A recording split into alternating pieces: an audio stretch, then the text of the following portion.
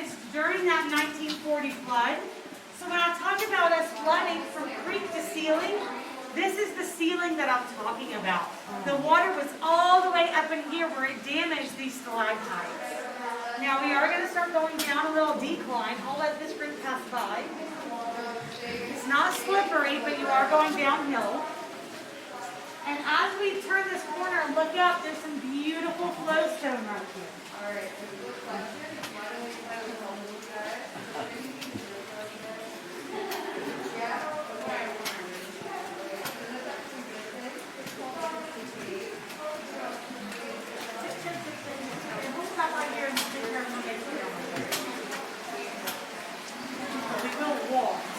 That way when we get it. You can kind of scoot over if you don't mind, 26. There we go.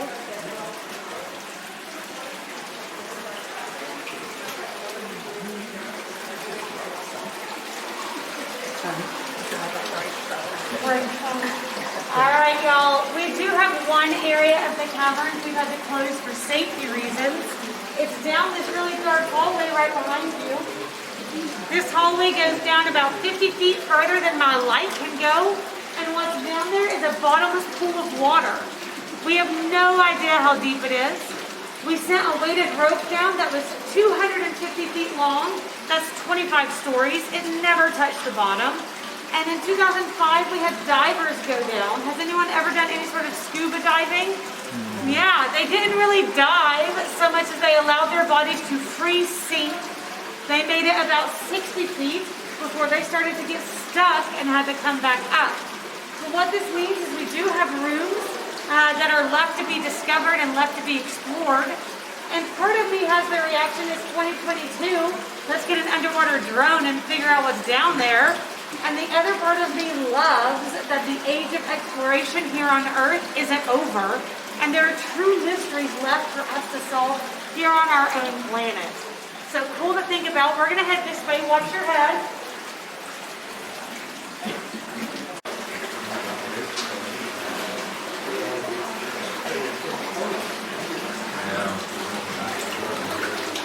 Now I can think about it.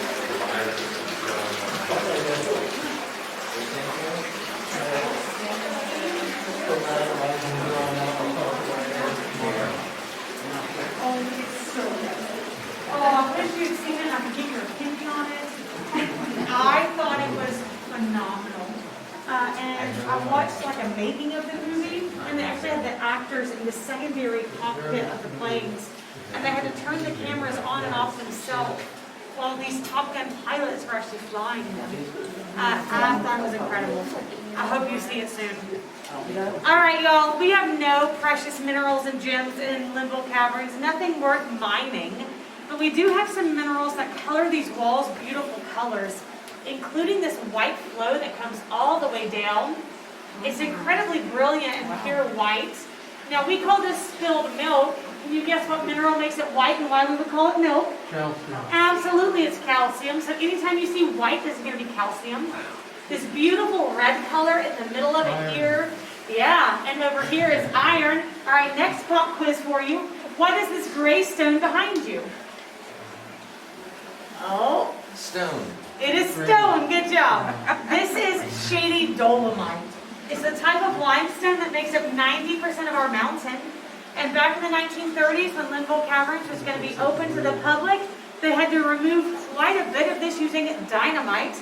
So now that I've pointed shady dolomite out to you, you'll probably notice as we journey further back, you'll see drill marks where they did drill in and then let dynamite fall down those drill holes. To remove everything they blew out of here, they had one cart pulled by a mule donkey. And that donkey would come in and then take all that rock out and would keep going and going and going. So let's go talk about another color. This next room we're going to go into is the smallest room we'll be in today.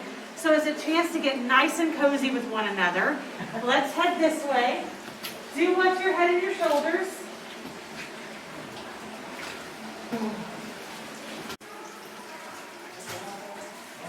After you go.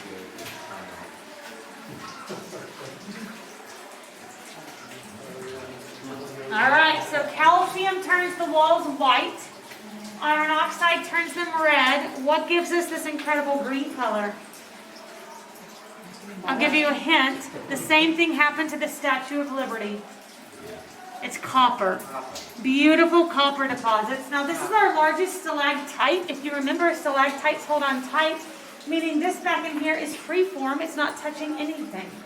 We call it our guess what rock because everyone thinks it looks like something different. We get pickle, cucumber, cactus, squid, all of the above. Somebody earlier said it looked like Davy Jones from the Pirates of the Caribbean movie. I can see that as well. But this incredible formation that we're about to duck under is called Frozen Niagara. It's our largest example of flowstone, the same type of formation as our bat rock. Do you see how it's this brilliant green towards the top and then it dulls to like a dull milky gray? That's where people are sneaking and touching this. That's what happens when the oils on our hands come in contact with the rocks. Now, it takes 125 years for this flowstone to grow 1 cubic inch. Do you want to guess how long this has been growing? 6 million years. Now, we are going to duck around it. I'm going to squeeze right by you because I hear another group. Do watch your head and your shoulders, and you are going to get splashed.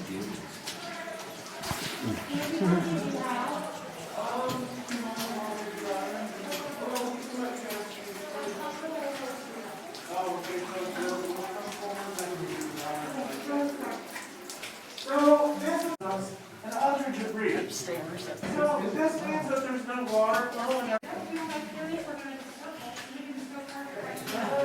little bit.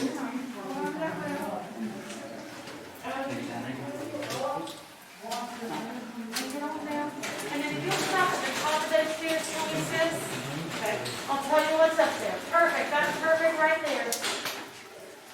All right, we're going to head into this upstairs room. This is the Gilkey room, named after John Quincy Gilkey, who first opened the caverns to the public in 1937. What you're going to see up here is called cave coral. It happens when the water splashes at a shorter distance, and instead of forming stalactites or flows,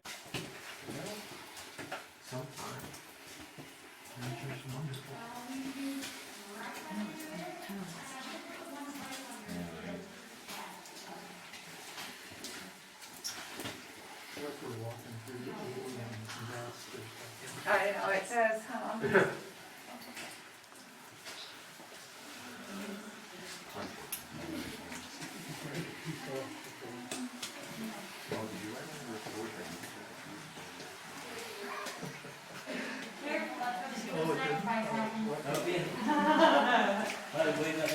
way back in yonder, you know how it works.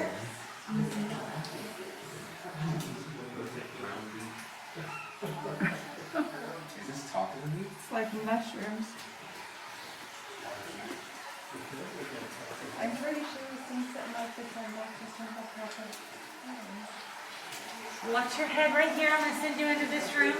No drips in here, which is a nice little break.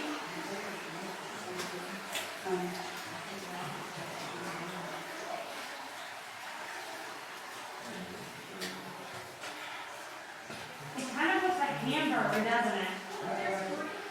Yeah, the tiniest little bit of algae because the heat on the ice gives just enough heat. It is. And we were really worried at first with the algae would mess with the ecosystem, but it is a type of algae that if we had a natural hole with sunlight coming through, it's the exact same algae. So we've been told it is okay. Turn around and look, baby. All right.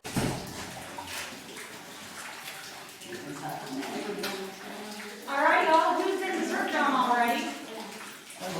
Oh, just got you. I saw it happen to you right over your back. So every single time you see a drip, hear a drip, feel a drip, that's the cavern growing.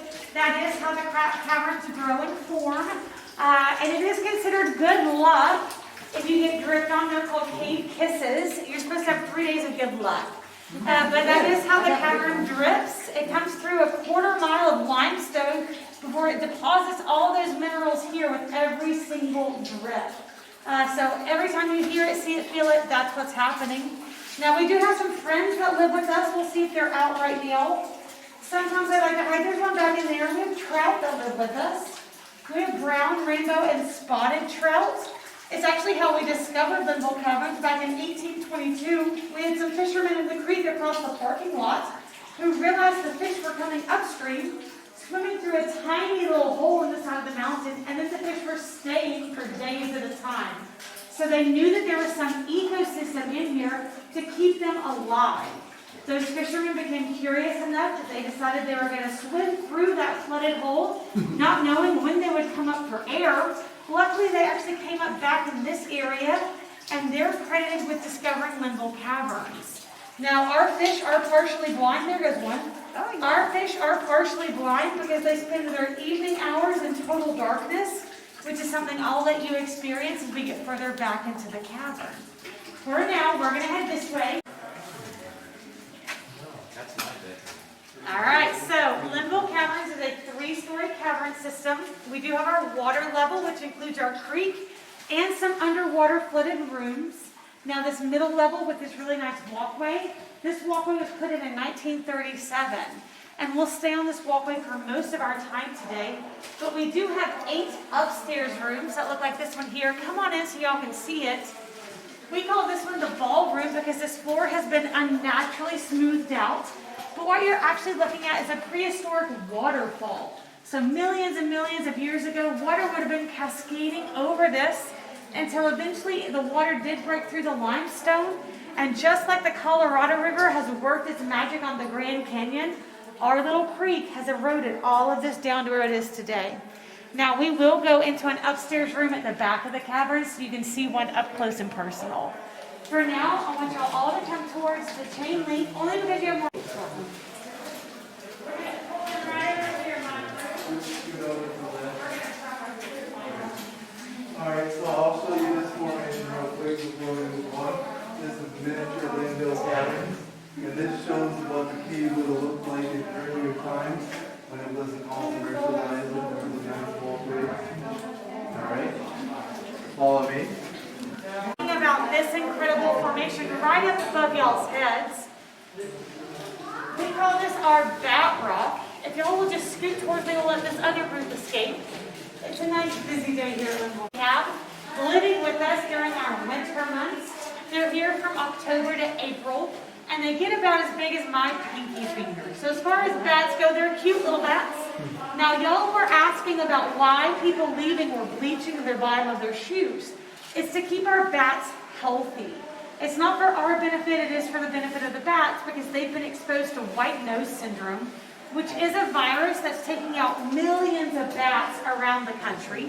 And it's a fungus that attaches to their skin while they're hibernating, and they will wake up during hibernation with lesions all over their bodies, like you and I would get if we rolled around in poison ivy. So they're very uncomfortable. They do have to clean their skin off, and that means they use all that reserve energy. They're very hungry at that point. They fly back out those. But these were broken off in a flood we had here in western North Carolina in 1940 after a hurricane dumped days and days of torrential rain over the area. The caverns actually flooded from creek to ceiling. And these were broken off during that flood. But what that means is we can see the dissection or the inside of a stalactite to see just how clean this water coming through is. It's only around the outside that we get these interesting colors from the minerals. So check out how pure that water is. It looks like glass or ice. It also looks like it would have a gummy texture, like you could poke it, but it is completely solid and calcified. So check it out and we'll head this way. You have to go to Famous Louise's Walkout. It's about 3 miles from here, a local guy. Excellent pie, excellent coffee. There's nothing else in pie. Is that what we're eating? Famous Louise. There we go. So this is the widest room in the cavern. And if I'm being honest, it's my favorite room. I'm actually in Civil War. We had soldiers from both the Union and the Confederacy desert the war together and come into the mountains where a local family helped them hide right where you're standing. And we know they were here because they left us some clues. They were making shoes and trading those shoes with the people that were helping hide them for food and rations. So they left us another clue. It's cold and near right 52 degrees, although you've acclimated beautifully because it's not breezy. It would be very damp in here. It's damp year-round, and they would not have had electricity. Using an oil lamp. And if that oil lamp extinguished, they would be plunged into total darkness, which is something I'm going to let y'all experience. We'll let this group come in. I don't want to turn the hall lights while they're walking through there. Definitely a recipe for a migraine. Hey, just in perfect time. Awesome. And he did not find platinum, but what this means is that our earliest explorers were back in this area and even further before electricity. They would have brought with them oil lamps. So we're going to turn off our hallway lights and let you see what an oil lamp would look like. I'm going to scoot right back this way. Let me steer you on the front behind you. There's the water. And it's where the water, millions and millions of years ago, used to flow throughout the cavern. The water level would have been all the way up here.